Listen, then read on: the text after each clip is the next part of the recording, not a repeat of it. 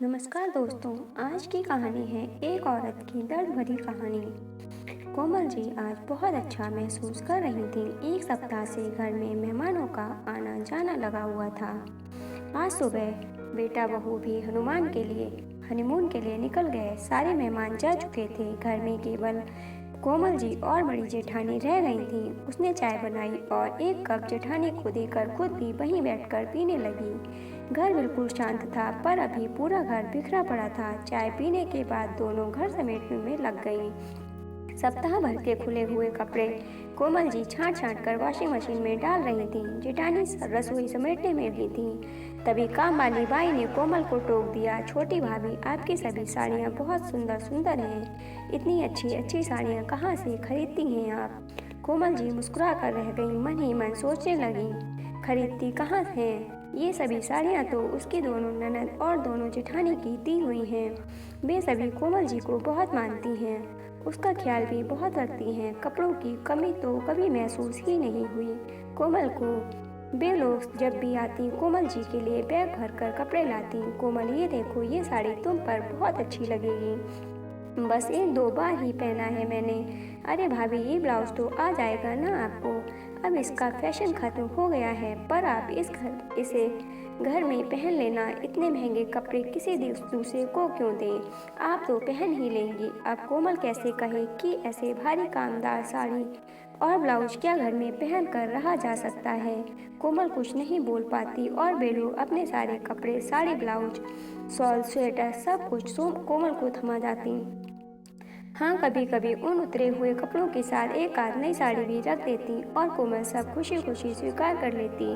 आखिर करती भी क्या, बचपन से ही वो ऐसी ही थी। कभी भी नखरे करने की आदत नहीं थी उसके लिए। पापा अपनी पसंद से जो भी ला देते वो पहन लेती। पर हाँ, शादी के पहले किसी के उतरे कपड़े कभी नहीं पहने उसने। कभी जरूरत ही नहीं पड़ी। कम ही कपड़े होते उसके पास, पर सब अच्छे होते थे। फिर शादी हो गई, कोमल ससुराल आ गई।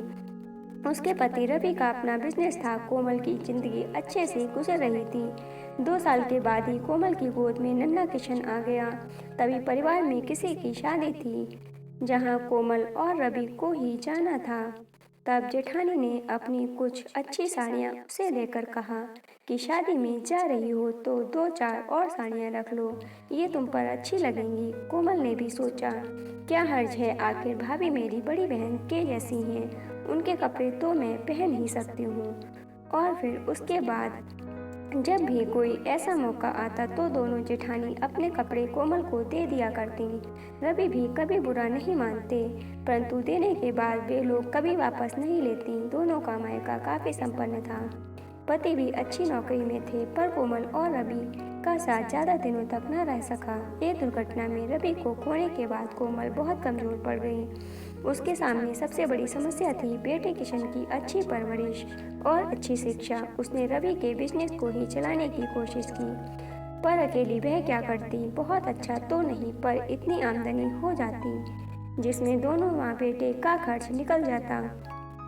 किशन की उच्च शिक्षा के लिए कोमल पैसे बचाती। ऐसे में अच्छे कपड़ों के लिए तो सोच ही नहीं पाती।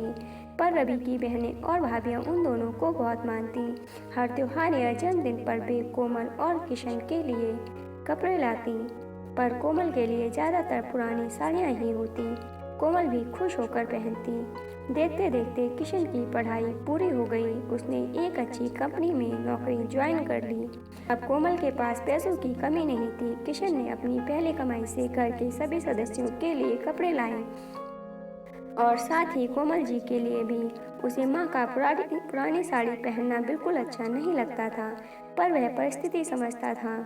कोमल भी उन लोगों के दिए कपड़े नहीं पहनना चाहती थी, पर अब मना करे तो कैसे? कोमल कुछ कह नहीं पाती और ये सिलसिला ऐसा ही जारी था। कुछ साल और बीते और अब किशन की शादी भी तय हो गई। इस बार भी सबने कोमल के लिए कपड़े लाए। कोमल ने चुपचाप रख लिए, पर शादी वाले दिन जब उसने ननद की दी हुई साड़ी पहनी तो किशन भड़क गया। पूरे परिवार के सामने उसने माँ को किसी की दी हुई साड़ी पहनने से मना कर दिया और उसी वक्त माँ को लेकर बाजार चला गया।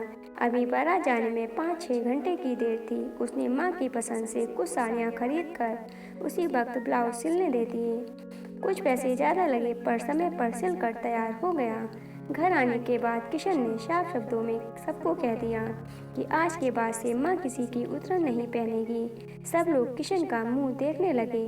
रवि ने माँ से बोला किशन ने माँ से बोला, माँ अब से आप किसी से किसी की उतरन नहीं लेंगी। रवि ने किशन ने कहा, अब मैं इस लायक हो गया हूँ कि अपनी माँ की हर ख्वाहिश को पूरा करूँगा। कोमल जी ने बेटे को गले लगा लिया और ऊपर वाले से दुआ की कि ऐसी ख्याल रखने वाली औलाद सबको दे।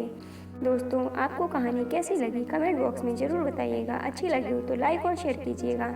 ऐसी ही अन्य कहानियों को सुनने के लिए चैनल को सब्सक्राइब कर लीजिएगा। कहानी को पूरा सुनने के लिए धन्यवाद दोस्तों।